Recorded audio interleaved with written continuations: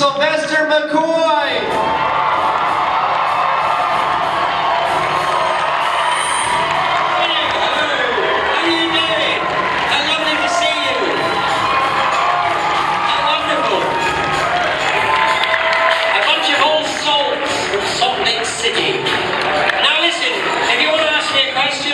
Put your hand up, and if I see it, I'll come over and we'll chat. So come on in. You're late. Bring a note. It's lovely to see you. Come on. Okay, I'm coming out. Now, anyone want to ask me a question? Hands up. I'm coming down now. I'm on my way, as you can see. I'm coming round. And you thought you were going to be comfortable. I got news for you. Get out of the way. Right, you. Let's ask me a question. I just wanted to ask, are you considering doing, well, if given the opportunity, would you cameo in Doctor Who in the new series? Yes, of course. Yes, I'd love to be in the new series of Doctor Who. I think all the Doctors would like to be in the series of Doctor Who. Yeah. I remember thinking in the 50th anniversary that what we should all do through the whole season is have each of the old 20th century Doctors have them appear surreptitiously in the story and then be exposed in the end, if you excuse the expression. But anyway, that never happened, so we made our own. The Five-ish Doctors reboot. Yes!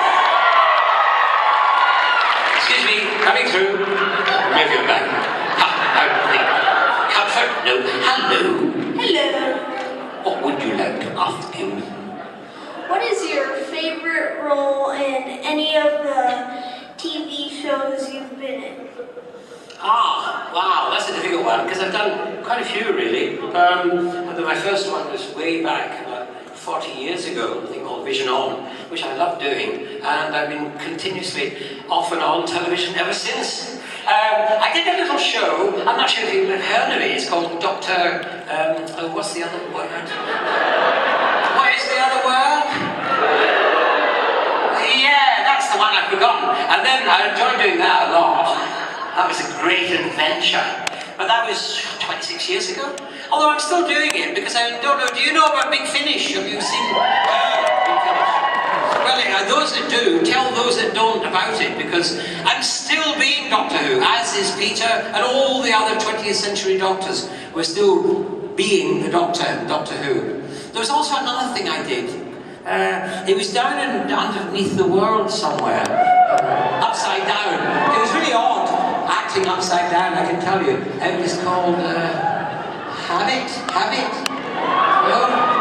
Something, bit. There was a bit, I had a bit in it anyway. And I really enjoyed doing that. And again, it was adventures. That was a great adventure. And I love having adventures, and that was great. So, here we go, another person. I was wondering if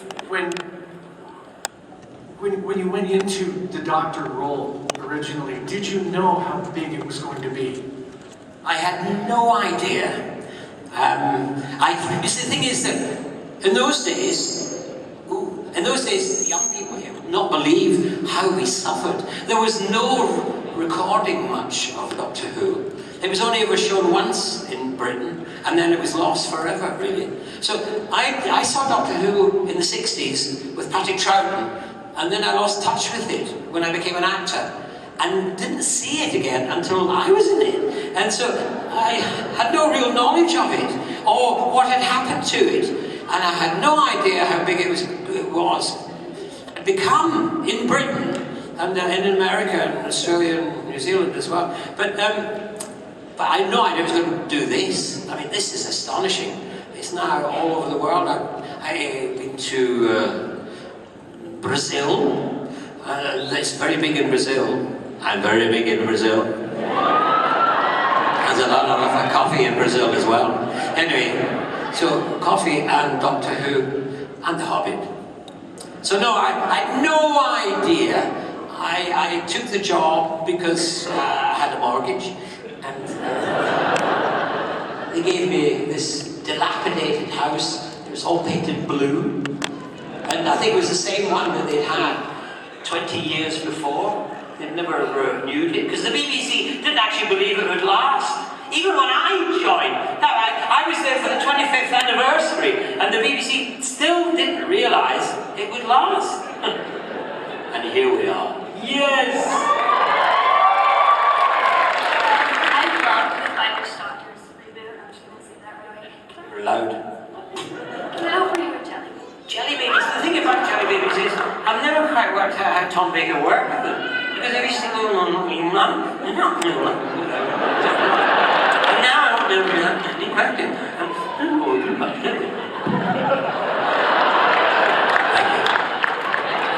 Over here. So, I'm just wondering, first off, I'm a big fan. My mom here introduced me to the Doctor Who saga, and Great mum you've got. I'm quite a big fan now. I'm just wondering, Quite taller than me, you are big. yeah. Who, of all the Doctors besides yourself, who's your favorite? Patrick Troughton, because he was the first one I saw, and I think we're quite a lot. The first time you see Doctor Who and you're attracted to the program, that's the one that kind of sticks in your mind. It's like your first love. You know, you never quite forget them. Anyway, Patrick Troughton's mine. What is your weirdest story from Doctor Who or Hobbit? Because you're quite the character, I love you to death. But what is your favorite weird experience? Well, yes, there were quite a lot of weird experiences when we were especially doing Doctor Who. We were actually filming in London, under Waterloo Station. There's a big kind of archways under the railway station.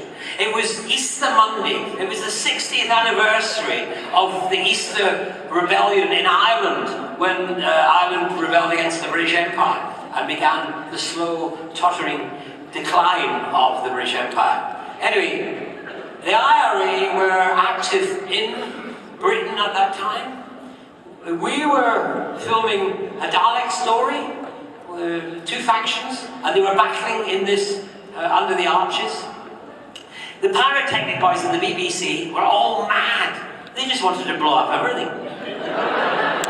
Anyway, so there's a huge battle going on between one section of the Daleks and then the other section of the Daleks, and then a big explosion.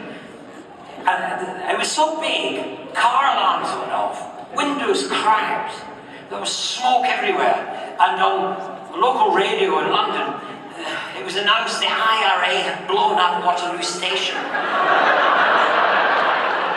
Now, I was standing, watching. There was a road coming down like that, and I was standing watching, and an ambulance came, and a fire engine, and police, and there was all the noise of, an attack by the IRA, and they came roaring down the street, and smoke everywhere, and suddenly the ambulance driver screeched to a halt, and his chin dropped to his chest, because out of the smoke came 3 Daleks.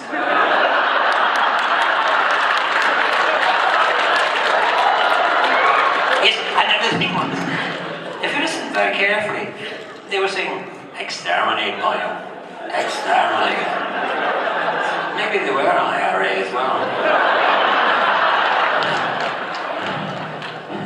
Supergirl.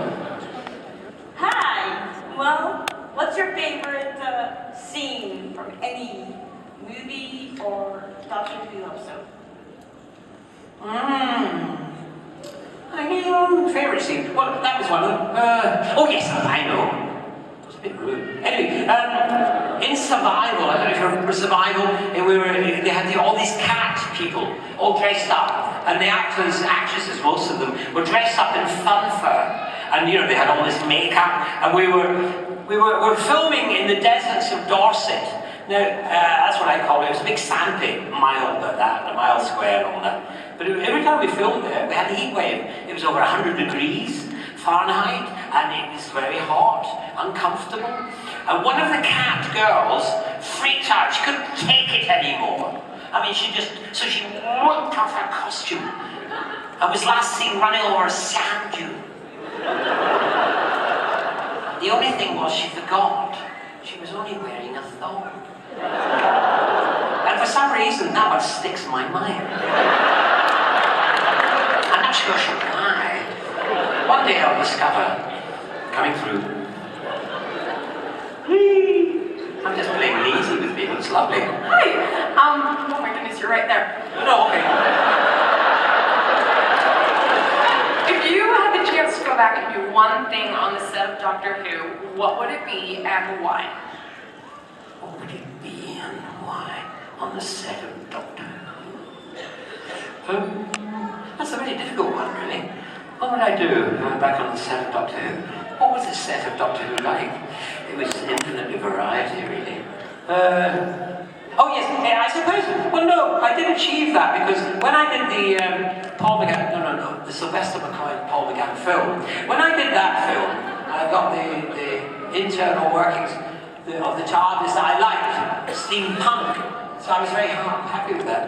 I would have changed that. That's a difficult one. It's one of those ones I'd have to sit down and really think about. I might have Kate Blanchett as my companion. I work with Kate Blanchett, you know.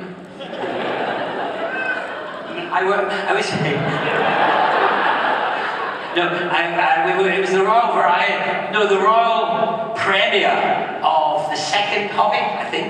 And Kate and I were lined up. And Prince William was there, and Kate. Australian actors are just brilliant. The ones I've met, they're not like, up their own nose and all that kind of stuff. They were really, really down to earth Aussies. And this elegant woman standing next to me, looking stunning. And she said to me, "Oh dear," she said, "Sylvester, and these things, they affect me. I always somehow end up having Tourette's." And I said, "Oh dear, well, I hope you do, that'd be great." Prince William came up, "Hello, my dear." "Hi there." Yeah, I just anyway, I mustn't be rude. Anyway, I had this fantasy.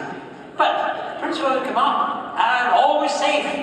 She didn't swear, nothing came out, no Australian, kind of thing. Then he came up to me and said, he said to me, "What was it like working with Peter Jackson?" And I said, "Oh, it was great, just covered me in shit." And realised what I just said. That it's all Kate Blanchett's fault. Well, nice to meet you again, Sylvester. Thank you. I was going to ask you at FantasyCon a while back, did you get inspired by your own work as the Doctor for the Sage in The Hobbit? Yes, I suppose I brought to it, because there was very little research to do on Radagast the Brown. Yes, no, so there was very little research. I remember when I met Peter Jackson after a long time, because my role towards Radagast the Brown was a long and windy road, really, because I was out for Bilbo Baggins 12 years before, and they had quite a few, actors, they always do, and they whittle them down. And over about 6 months, they were whittling away, and they kept saying to my agent, "No, he's still in the picture." That's a lie. Anyway, they kept whittling away, and then it got down to 2, and I was still there. I didn't know who the other one was until they announced the fact that Ian Holm was playing the part. So that was my first step towards The Hobbit. Obviously, they quite liked me if they kept me right down to nearly getting it. I mean, if Ian Holm had, got another job on, I would have been Bilbo Baggins. So years later, as luck would have it, I ended up touring the world with Ian McKellen. You've heard of him, a big tall fella. Anyway, Ian was playing King Lear in King Lear. That's a coincidence, isn't it? So he was playing King Lear in King Lear, and I was playing the fool to his King Lear. Those that know the play know that it's quite a double act. And so I toured the world over a year and a half, and one of the places we went to was New Zealand. And this was my next step towards Radagast the Brown in The Hobbit. Radagast the Brown. Anyway, so where was I? Oh yes, so we went to New Zealand, and Peter Jackson came with his family to see King Lear, and then invited us all back for a party, and we were, that's when I discovered something interesting, that he had my costume from Doctor Who, because his children were hoping he might arrive at the party wearing my Doctor Who costume. But to much to their disappointment, he didn't, and very widely. So that was my next step. So I knew, and then he invited me up to his country house for a weekend with Ian and one of the other actresses in the play, and I knew I was being auditioned, and it was a bit nerve-wracking because, you know, I had to put my foot in it. I'm one of the best people to put my foot in, and for a whole weekend I had to be charming. It was hell, I tell you. Anyway, I somehow got away with it, but I don't know how. So I eventually, that was the next step. Then, back in London, they said, look, come in, we want to film you because Guillermo del Toro is going to direct it, and he doesn't know who you are. So that's fine. Who I am is who I am. Who? Anyway, so, anyway, hold on. I do the screen test. They send it to Guillermo, and Guillermo says, sí, which is Spanish for yes. Anyway, so he says yes, he likes what he saw, and that's the next step. Then Guillermo, because of had to leave, because the film never started, and then Peter took over, and then came to London and said to me, I want you to play Radagast the Brown. He said it will be a bigger part than Bilbo Baggins was in the Lord of the Rings. So that was great. So I rushed home, got the book, looked at the book, could hardly find Radagast the Brown. Oh my gosh, what a book. Anyway, so that was it. To answer your question, it was really long-winded answer. I'm not a method actor, I'm an instinctive actor. If you imagine, I'm an actor who doesn't know what's going to happen next. At the end of this, there's a cliff, and I'm walking towards it, and I have no idea, and I just walk off, and something happens, something comes, and that's how I act in all my kind of acting. It's just an instinct, something inside, and somehow, so most times it works, thank goodness, and other times it doesn't, which is, but anyway, that's the answer to that question. Now, there's another boy, he either wants to go to the toilet or he wants to answer the question. So, what was the most frustrating episode, like, of Doctor Who that you had to act out, or that you saw, like, people act out? Right. It was, if I remember rightly, yes, and I behaved rather badly, really. What happened was the greatest show in the galaxy, which I really loved. I had a great time making it. But at that time, in the BBC, there was an asbestos discovery in the studios, and so they shut the BBC studios down, and they were going to cancel the greatest show in the galaxy. But the producer, cameramen, said, no, it's set a lot in a tent. So what we'll do is, we'll go to the set of EastEnders and we'll build a tent on their car park. Much to the annoyance of these dead actors, because they had to walk a little further from their Mercedes and their Rolls Royces to play working class people, you know. Anyway, so we were making this, and again it was really hot. It was also very noisy because it wasn't in a studio, it was in a tent, but it all worked really rather well. And there was one moment where I had to do this scene, and the actor and actress wasn't there. So one of the ADRs, the assistants, it was her job to read in, you know, the other line. And so she had the script, she was reading, and it was very hot, and because we were running behind time, because of the hiccup with this, I was also working on the next one that was coming up. I think it was, I'm not sure. So anyway, I was going through this thing, and I'm running down Doctor Who in the tent, blah, blah, blah, blah, blah. She's supposed to come in with a line, and she doesn't. And we tried this 3 or 4 times. And then, and I thought, she's got the script. I'm doing this without a script, and she's got the bleeping script. I got so angry, and I went,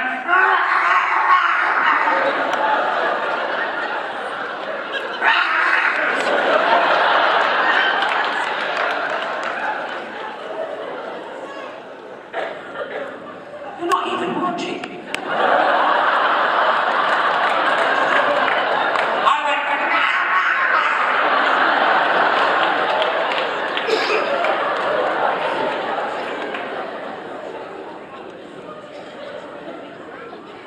I was just wondering what advice you would give to aspiring actors. Become a banker.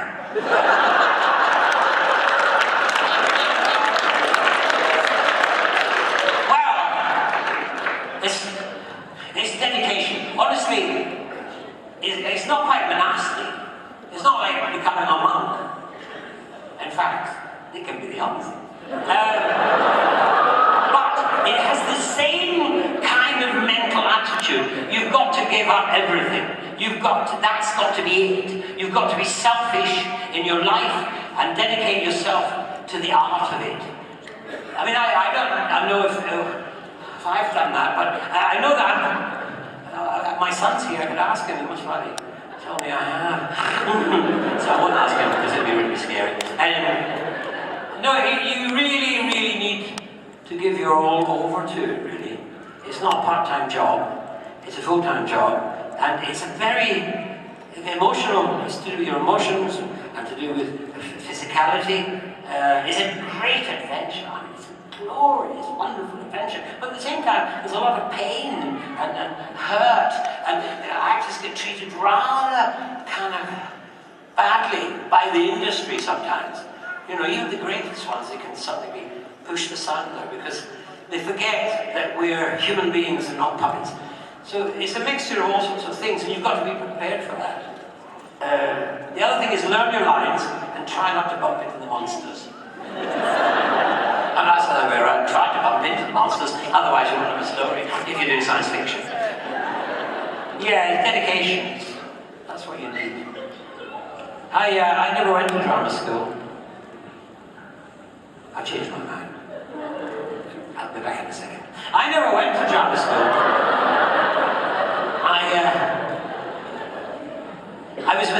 Someone mistook me for an actor. I wanted to be an actor most of my life. I came from the Highlands of Scotland.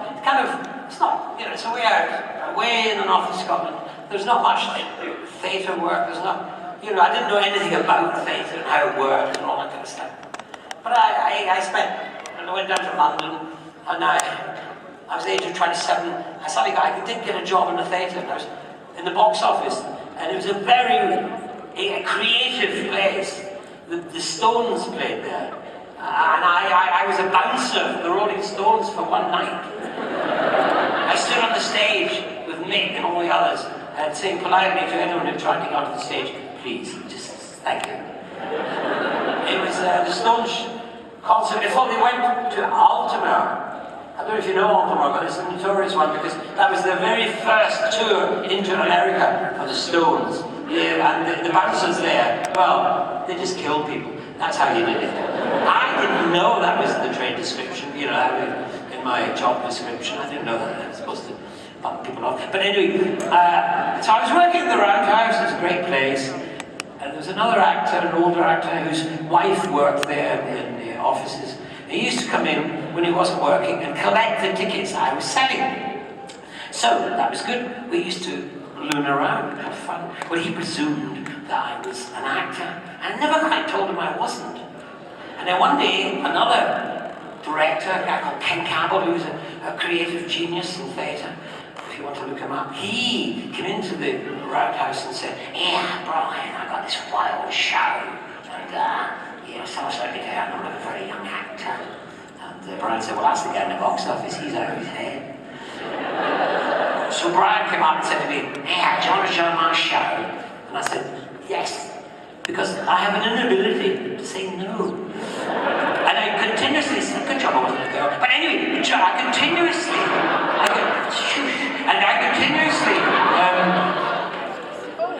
kind of myself into trouble with that. I say yes, and then try and work out devious ways to get out of what I've just said yes to. But this time I didn't get out of this one, and I became an actor. And I arrived in the north of England, in a kind of a Coronation Street road, and I went into this little cottage at the back. I could hear this laughter, and I opened the door, and there was Dave Hill, Jane Wood, and Bob Hoskins. And we were in the King Camel Roadshow, and we toured in working men clubs and pubs all over the north, all over Scotland, everywhere. And I learned my craft by necessity. My voice, I have a very carrying voice. And I didn't go to voice classes. I didn't need to. I was in a working man's club. I was on the stage, and at the back was a bar, and the battle was to beat the noise of the bar, and it was like this. You could hear the noise coming near, and we got louder, and we go back, and with the result, we ended up with really great voices, and that I got great skills. So I do go to drama school. I'm not knocking it, but at the same time, if you go to drama school, get a little group and go out into the highways and byways and knock on people's doors and make them listen to 5 hours of Hamlet. Sylvester? Yes? We have about 8 minutes left, so a few more questions. Do you mind if I ask you a question, though? Fire away. Do you play any musical instruments? Yes. What instruments do you play? Well, spoons.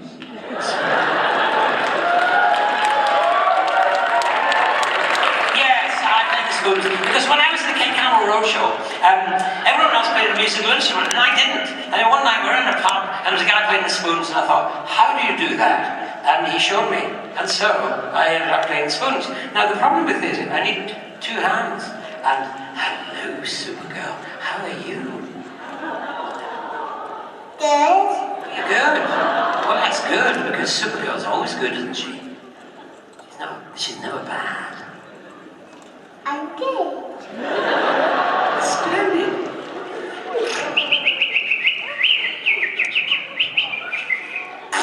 Oh, it's just gonna put your hand. That's not good. Now, the problem is I need someone to hold the microphone. So, could you hold it? And what you're going to pick up is me and the spoons. And I'll just give you... See, there is... sorry. That's my musical instrument. And as you can see, that's my musical instrument. I mean, this is no case. This was made by the Royal Shakespeare Company, I can tell. Juji and spoon case. Okay, now, the thing about spoons is that you can do this. See? And then you've got to put your there, and you go...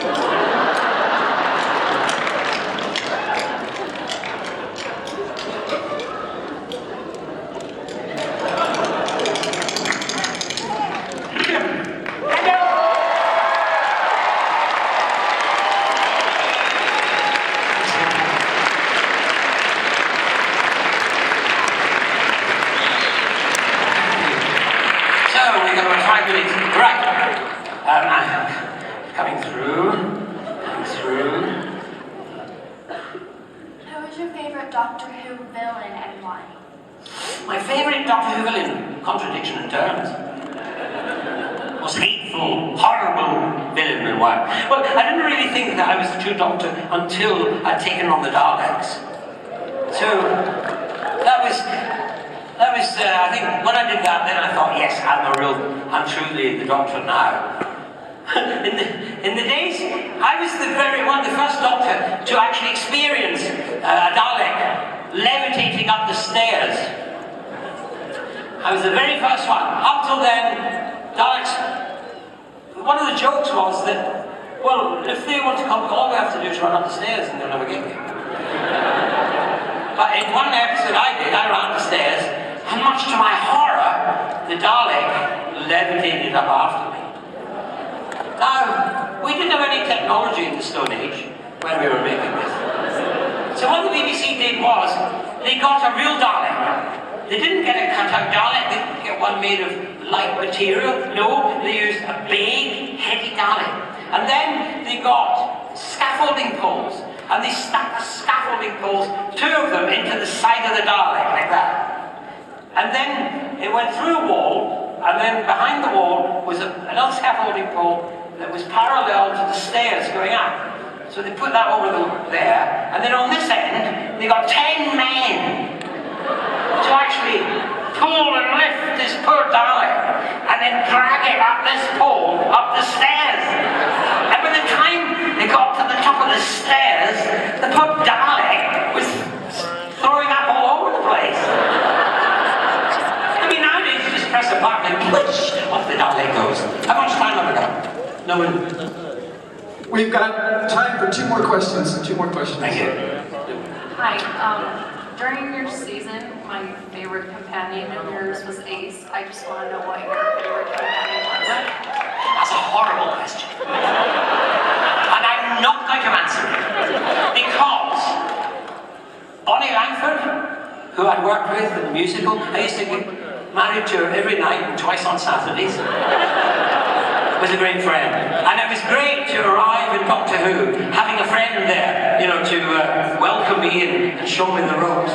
So, and then Bonnie left, and Sophie Aldrin arrived. We hit it off immediately as well. We're great friends. We still are. I see her regularly. And Bonnie, I mean, no, Sophie, one of them, they came to me and said, would you like Sophie to be your new companion? And I said, yeah. And they said, why? I said, because she laughs at all my jokes. And she still does.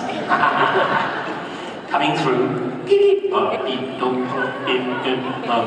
Okay, so my sister wanted me to ask, why are you so rad? Am I red?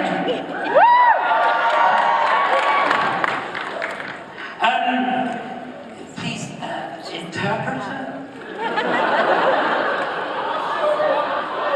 Radagast!